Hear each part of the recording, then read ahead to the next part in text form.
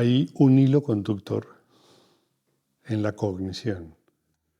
Este hilo conductor es la conciencia. No es quien atestigua en el estado y se reconoce a sí mismo a través de lo que percibe. El hilo conductor es la conciencia. Por ejemplo, cuando saltas al sueño, el perceptor no posee las mismas características del instante previo a ir al sueño. La realidad que se manifiesta, la realidad que se aboca, es otra diferente. Tus propios principios morales, tu propia historia, la noción que tienes de ti y del mundo se modifica cuando saltas al sueño. Y no puedes decir que ese que está en el sueño eres tú, porque si dijeses eso, entonces mantendrías la condición personalística en el sueño, cosa que no ocurre. Verías que saltas de un estado de vigilia a un estado de sueño y notarías el paso entre ambos, cosa que no ocurre.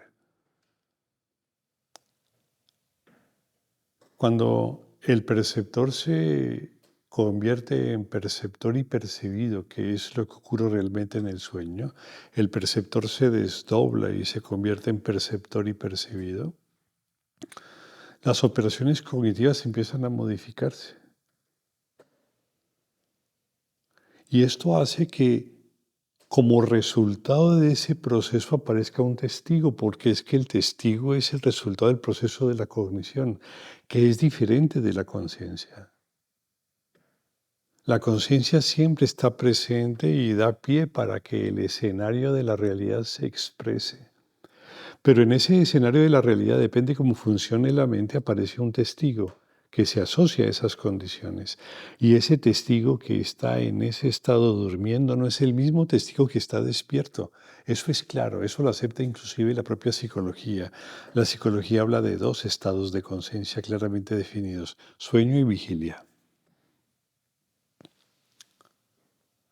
Por lo tanto, podemos afirmar claramente que quien conoce, quien asume y se le otorga el don de la conciencia y de percibir el mundo bajo una realidad, se llama sujeto onírico mientras está durmiendo. Y cuando despertamos, ese sujeto onírico se desvanece como una pompa de jabón, como la de todos los propios individuos que están en el sueño, para ahora pasar a la condición de estar despierto y sentirme como yo, como individuo, como sujeto, como ego. Y hay que hay un testigo que es el testigo de vigilia y un testigo que es el testigo onírico. Ambos son diferentes, pero el punto culminante, el punto que los une y que manifiesta la red es la conciencia. La conciencia, le repito, asociada a la mente, depende cómo ésta funcione, entonces genera un periplo en el cual aparece un perceptor. Si hace sol y no hay ventanas, entonces a la estancia entra toda la luminosidad. Pero si colocamos un vidrio polarizado, entra menos, y así sucesivamente. Es decir, ingresa el sol, pero dependiendo de la mente y de sus filtros, del funcionamiento de sus características, aparece un testigo u otro, porque el testigo no aparece antes de la cognición, aparece en la cognición no como resultado de ella. Hay una siguiente circunstancia. En el mundo interno, cuando indagamos, aparece la vacuidad, entramos en concentración interna.